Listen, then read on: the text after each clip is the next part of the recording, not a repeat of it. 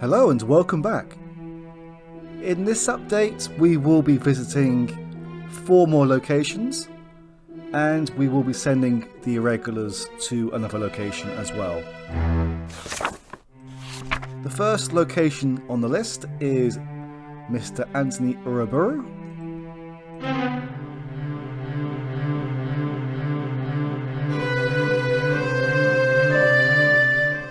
If this is an inconvenient time, perhaps I could come back, Mr. Uruburu. I wouldn't hear of it. Just a bit of a hangover. I've weathered plenty worse than this. I'm investigating the death of Andrew Weatherby. You were on the ship with him out of Cairo. Did you happen to make his acquaintance? Weatherby, a most tedious fellow. So tedious, one might want to do him in. Don't be preposterous. In my condition, I couldn't have done anything of the sort. What condition was that? And I thought you were a great detective. The first night out, a few of us threw a bit of a bash that went on until we docked in London. Did Mrs. Weatherby attend this particular bash? She was the guest of honor, you might say.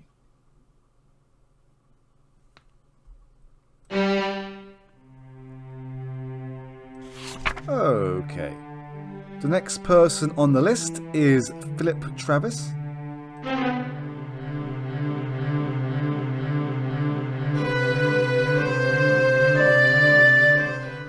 So you've been reading my articles in the Times.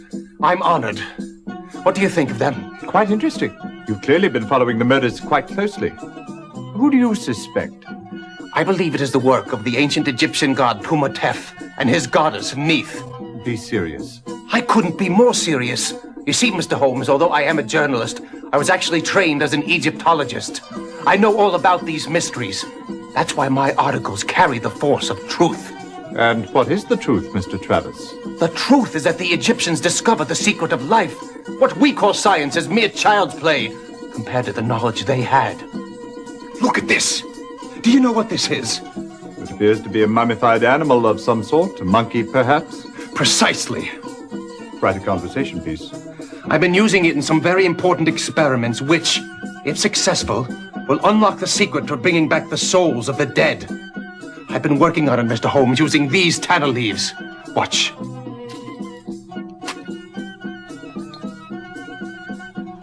Uma lotus. Licantina. Burura.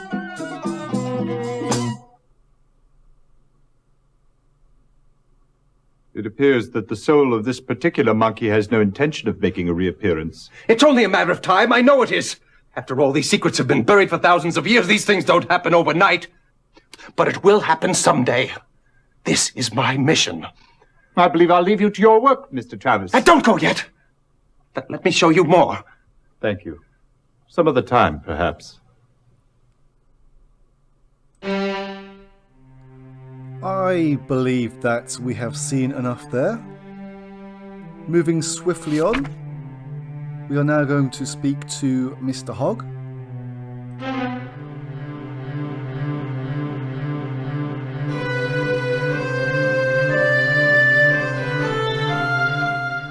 Now, the thing what does strike me as odd is the passenger list of the Eastern Empress. Now, I'm not saying it has anything to do with the mummy murders, mind you, but it was a bit out of the ordinary. What was Hogg? Akram, Fahmi, for starters. He's a well-known importer, he is. For a considerable price by all accounts, he can acquire whatever one's heart desires, be it jewels, art objects, or even wild animals, if that's what you fancy. I'd say he was on board that ship to transport something very valuable. The presence of one high-powered importer on a London-bound vessel is hardly reason for suspicion. Right-o. But Abdullah al-Saad was also on board. Oh, yes. The well-known agent for the Sultan of the Ottoman Empire. You never miss a trick, do you, Holmes? Well, whatever it was what Fahmi was carrying, I'd say it was something those Turks wanted to get their hands on.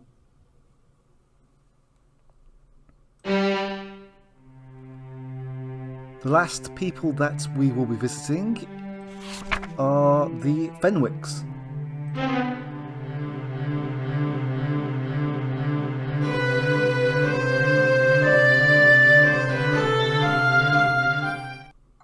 I'm sorry, but I don't know anything about the death of old... whatever his name was. Andrew Weatherby. Fact is, I only saw the gentleman once, just as we were boarding. And I'll tell you, I resented the first officer's questioning us on the matter, and I resent yours. The whole voyage was a disaster from beginning to end. Our accommodations were positively abysmal. They wouldn't even let us bring Dickie into our cabin. Dickie? Her high-strung, distasteful little mutt. How can you say that, Merrill? You know Dickie is a blue-blooded Yorkshire Terrier.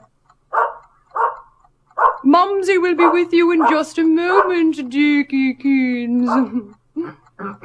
He's a bit under the weather, you know. That's why we were only able to stay in Egypt for 2 weeks. Dickie was so disappointed. He so wanted to see the Sphinx. Mr. Holmes is not interested in your incessant whining, Louise. Oh, now I whine, do I? There was a time you thought I had a lovely speaking voice. It's true, Mr. Holmes. He once adored me. No doubt. Oh, for the love of God, Louise, spare us your blubbering.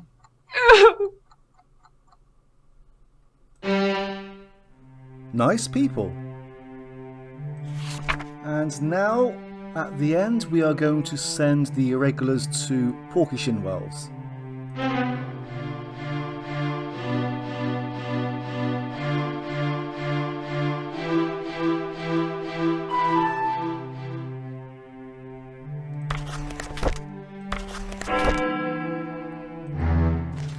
And there we have it for this update.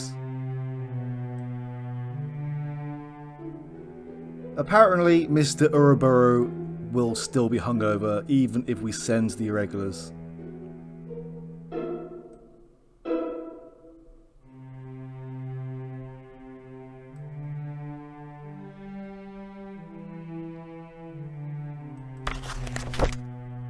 And there we have it for this update. You have a vote now whether to end the case, or we can still visit some other people. The choice is yours. Thank you for watching.